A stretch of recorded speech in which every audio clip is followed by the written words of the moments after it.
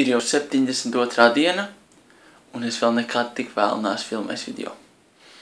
Jūs jau nejūtat to, jo jūs jau apsieties, kurā laikā jūs gribat. Bet man ir jāfilmē naktī. Labi, ķersimies pie lietas. Samaisīšu kārtis, un vienu izvilksim. Pieņemsim šo te. Ielagojiet to kārti, ja? Un ielikšu to kaut kur kavas vidū, ja? Un mazliet samaisīsim kārtis. Un vakar, kad es gāju no radio, es vakar biju radio, un tur es arī rādīju trikus. Es vēlāk iemetīšu linku, ja jūs gribēsiet redzēt. Bet es vakar pēc tam gāju un rādīju trikus vienam pavacākam vīram, tādam mazliet ieriepušam. Un es tur tā kā samaisu kārtis, un es saku, samaisu tu tagad kārtis. Un viņš tā paņem tā, un apgriežu kārtis otrādāk.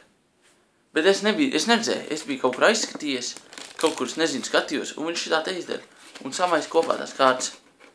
Un es domāju, gan izsūdi, jo tur reāli, rīktīgi dažādas kārtas. Es nezināju, ko lai dara. Un viņš saka, tu jau esi trikmeistars. Davai, izlabo man kļūdu. Un es saku, ko tik paliņi neizdarīs. Un viņš saka rakt alu. Labi, nē. Bet viņš tad saka labi, uz aliņu. Un tad es mazliet paburos. Un viss kārtas ir atkal tādas, izņemot vienu kārti kreiķa 9. Kaut gan iepriekš tā bija cita kārtas, bet tagad kreiķa 9. Jā, jūs sapratāt. Jā.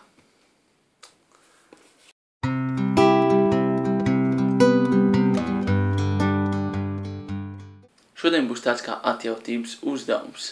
Tātad, vai ķengurs var uzlikt augstāk par Eifeļtorni? Kā jūs domājat? Var, jo Eifeļtornis vispār nelec. Un ko es gribēju pateikt, kad man beidzās joki. Nav vairs smieklīgi joku. Tādēļ es jums lūdzu palīdzību. Ja jūs zināt kādu smieklīgu, riktīgi foršu joku, ierakstiet lūdzu komentāros. Ja? Un lai jūs pēc tam var izlasīt un riktīgi smieties. Un tad to joku arī stāstīt savā šovā. Tad, lūdzu izdariet to.